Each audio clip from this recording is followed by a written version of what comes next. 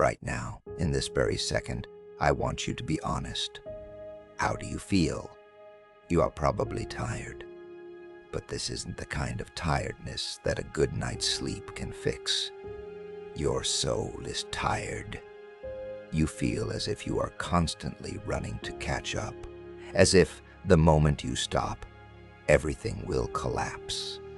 You want to be successful, you work harder, you try harder, but strangely, the more you run, the further away peace and satisfaction seem to be.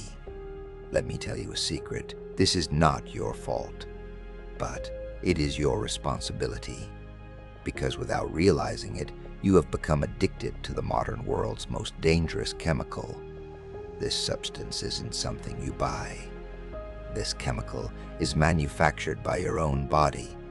Its name is stress. Today, we are going to talk about why you are biologically addicted to unhappiness, anxiety, and stress, and how this addiction is sabotaging the real success you desire. Are you ready to break free from your biology and reprogram your mind? Let's begin. Before we dive deep, if you want to support this kind of content, please like the video and subscribe. First, you need to understand this deeply. Your body was not designed for the problems of the modern world. Look at nature. Think of a zebra. A zebra only experiences stress in a moment of acute physical crisis, like when a lion is chasing it. In that moment, the zebra's body does something amazing. It pulls energy from storage, pumps it into the muscles, turns off the immune system, and shuts down digestion. It does everything to help the zebra survive the next 3 minutes. The crisis ends. The lion gives up, or the zebra escapes, and immediately the zebra goes back to grazing. The stress is over. The system returns to balance. But you are not a zebra. You are a being capable of turning on that same stress response just by thinking. Getting stuck in traffic, a looming deadline, bills at the end of the month, or just the thought, I didn't get enough likes on social media. Your brain perceives these psychological stresses exactly the same way the zebra perceives the lion. Your body cannot tell the difference between your boss yelling at you and a predator chasing you. It dumps the same toxic chemicals into your blood. The real problem is, for you, the lion never leaves. You relive the stress of the past, or you pre-live the stress of the future over and over again in your mind.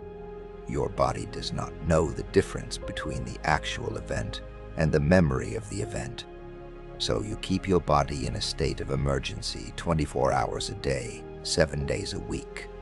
You are burning energy you don't have, preparing for a battle that never actually happens physically.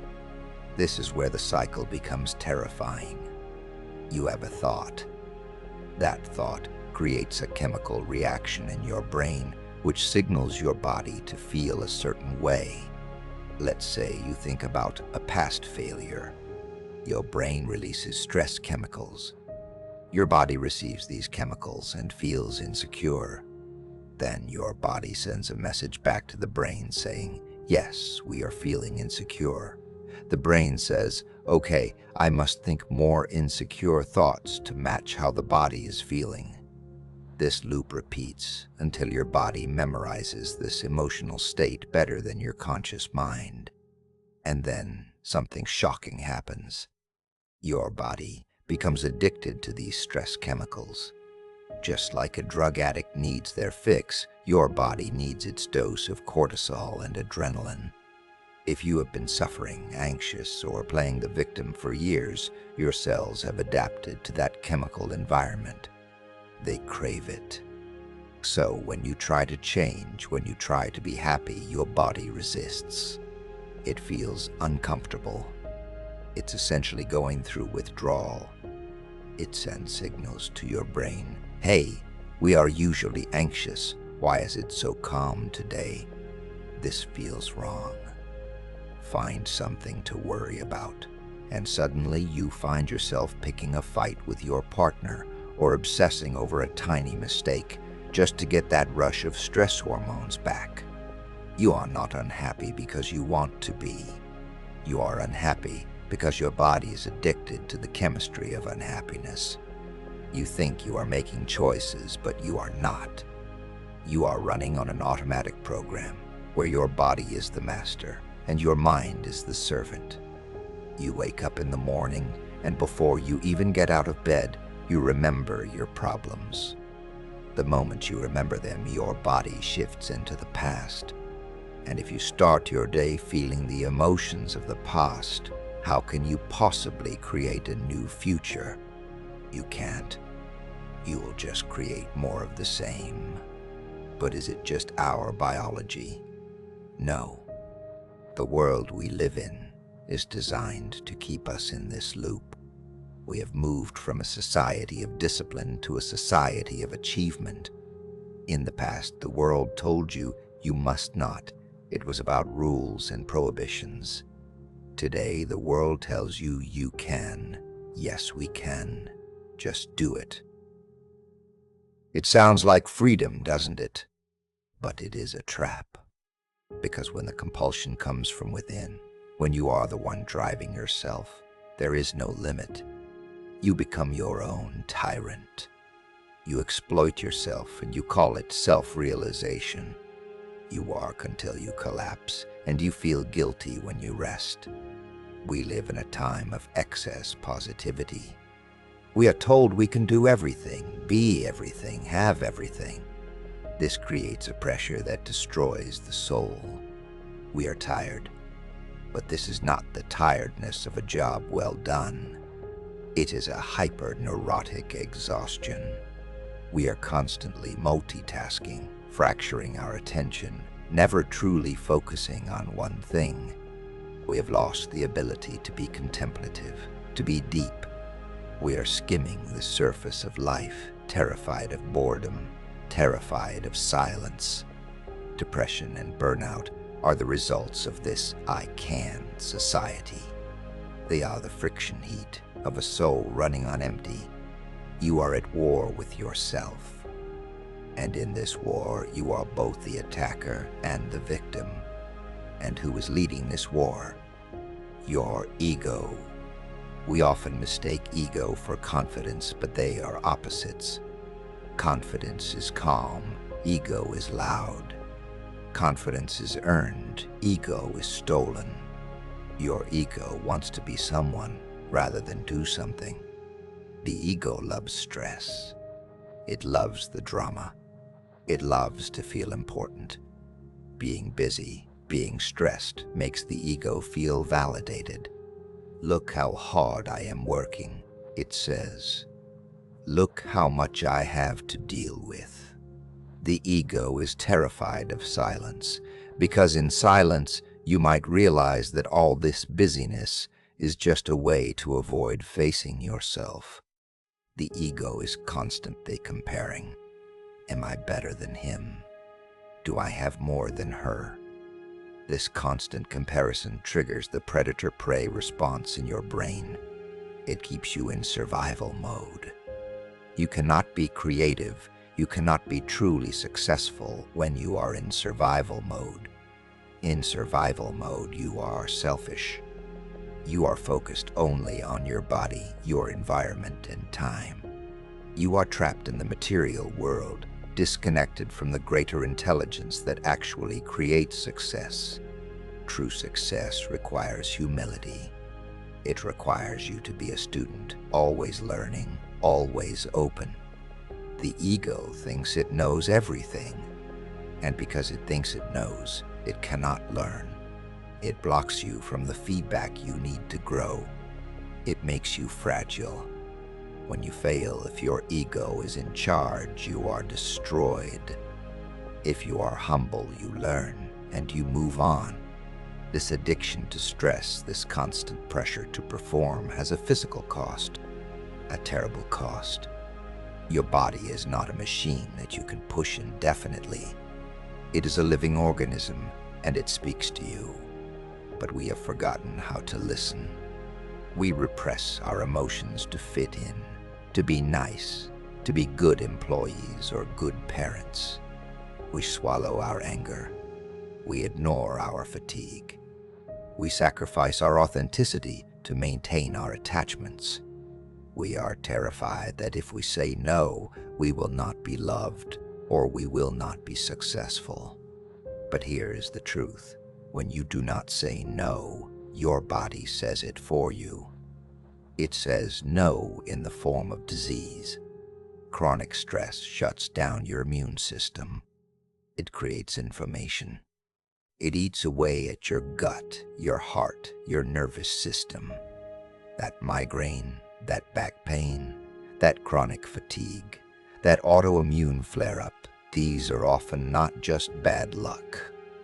They can be signs that your body is screaming at you, enough. You might think you are being a hero by pushing through. You might think you are being selfless by taking care of everyone else and ignoring your own needs. But biology does not judge your intentions. It judges your reality. And the reality is you are chemically assaulting your own cells. If you build your success on a foundation of stress and repression, it will crumble. You might make the money, you might get the title, but you won't be there to enjoy it.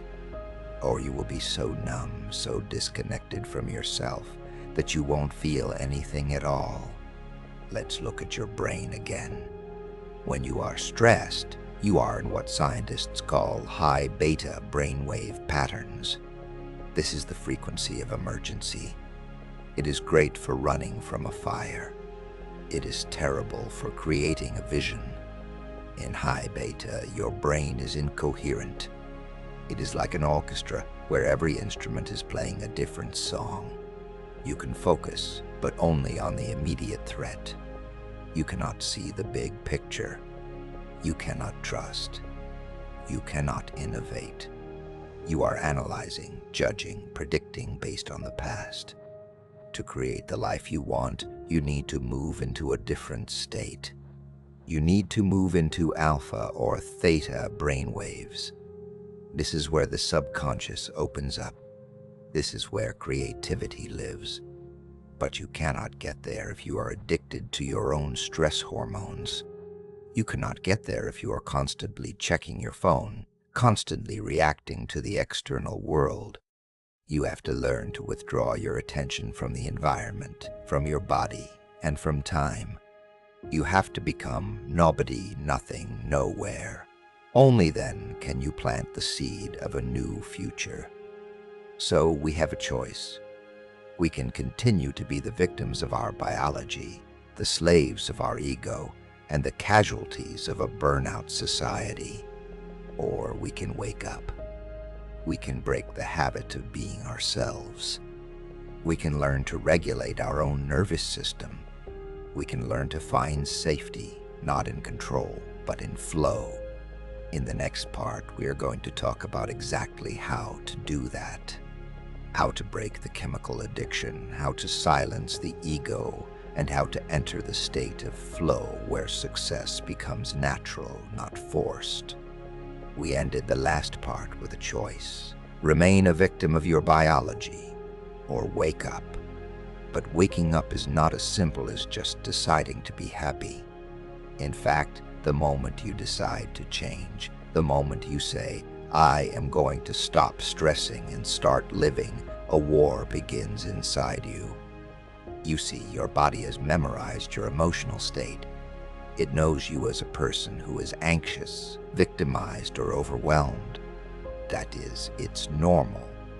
When you try to change that, when you try to think a new thought or feel a new feeling, your body goes into chaos. It notices the chemical levels of stress hormones dropping, and it sends a signal to the brain that says, hey, something is wrong.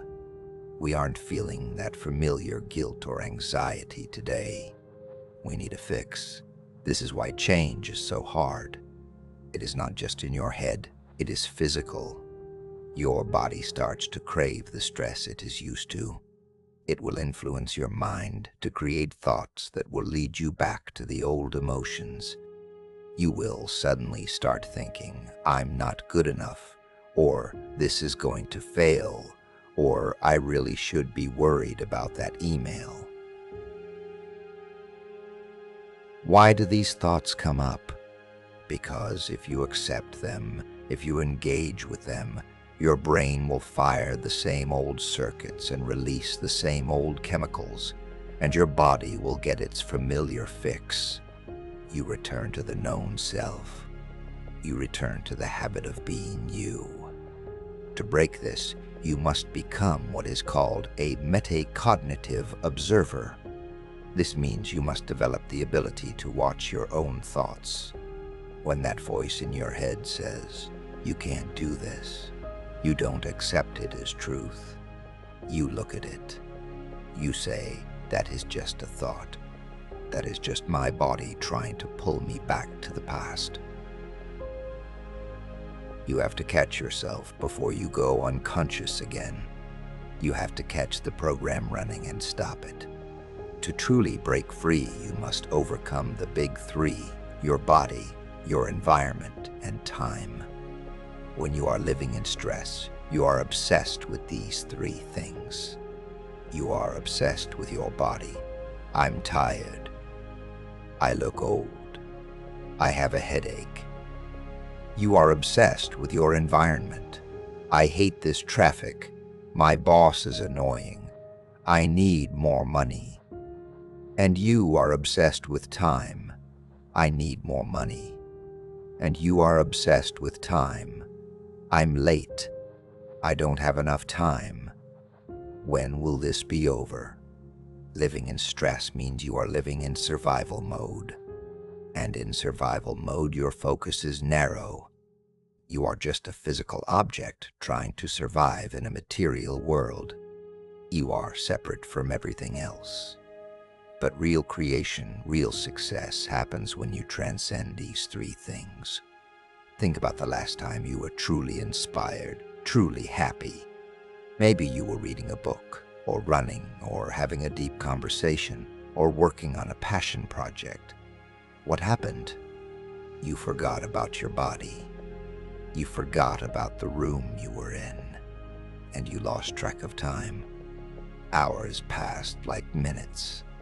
In that moment, you were no longer a body living in a particular place, fighting against time. You were pure consciousness. You were free. This is the state where you rewire your brain. This is where you plant the seeds of a new future. You cannot create a new future while you are obsessing about the timeline of your current problems. You have to leave the known world behind to create something new. So what keeps us anchored to the stress, preventing us from entering that state of freedom? It is the ego. We often think the ego is just about being arrogant, but the ego is much sneakier than that. The ego is the part of you that needs to be someone.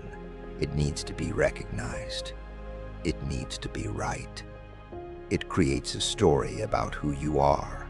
I am a successful businessman, or I am a victim of my upbringing, or I am the smartest person in the room. The ego loves stories because stories separate you from the present moment. The ego is always keeping score. It compares you to others. They have more than me. They are getting ahead faster than me. This comparison is the thief of joy. It keeps you on a treadmill, running toward a horizon you can never reach. And here's the dangerous part. The ego hates the learner mindset. To learn, you have to admit you don't know. You have to be humble. You have to be a student. But the ego wants to be a master now. It wants the reward without the work. It wants to be rich rather than do the work that creates value. Ryan Holiday said it perfectly. Ego is the enemy of what you want and of what you have. It prevents you from doing the deep, quiet work that real success requires. It makes you fragile. Because if your identity is built on being better than others, What happens when you fail? You are crushed. To find real success, you must swap passion for purpose. Passion is emotional. It burns hot and burns out. It is often driven by the ego's need for validation. Purpose is different. Purpose is about something outside yourself. It is steady. It is humble. It doesn't need applause. It just needs to do the work. If we silence the ego and we break the addiction to stress, what replaces it? What is the feeling of real success? It is a state called flow. You have probably felt it before, even if you didn't have a name for it. It is that feeling of being completely zoned in. You are totally involved in what you are doing. The world falls away. There is no worry, no boredom, no ego. In this state, action and awareness merge. You aren't thinking about playing the piano, you are the playing. You aren't thinking about writing the code is flowing through you. This state is the opposite of stress. In stress, your mind is chaotic, jumping between fear and desire, what scientists call psychic entropy. In flow, your mind is ordered. It is coherent. But here is the trick. Flow doesn't just happen by relaxing. Sitting on the beach doing nothing is not flow. That is just apathy or relaxation. Flow happens when you face a challenge that matches your skill. Imagine a graph. On one side you have challenge, on the other skill. If the challenge is too high and your skill is too low, you feel anxiety. That is where most of us live overwhelmed. If the challenge is too low and your skill is too high, you feel boredom. That is where we go to numb ourselves, mindless scrolling routine tasks. But there is a sweet spot. When the challenge is high and your skill is high enough to meet it, you enter the flow channel. You are stretched, you are engaged, you are alive.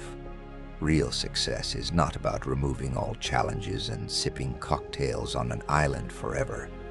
That leads to boredom and stagnation. Real success is finding challenges that you enjoy mastering. It is about the struggle that you choose. We have to make a crucial distinction here.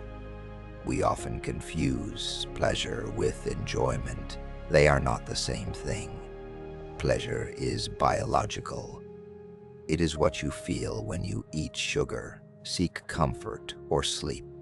It satisfies a homeostatic need. It restores balance. But pleasure does not change you. It does not help you grow. Enjoyment is different.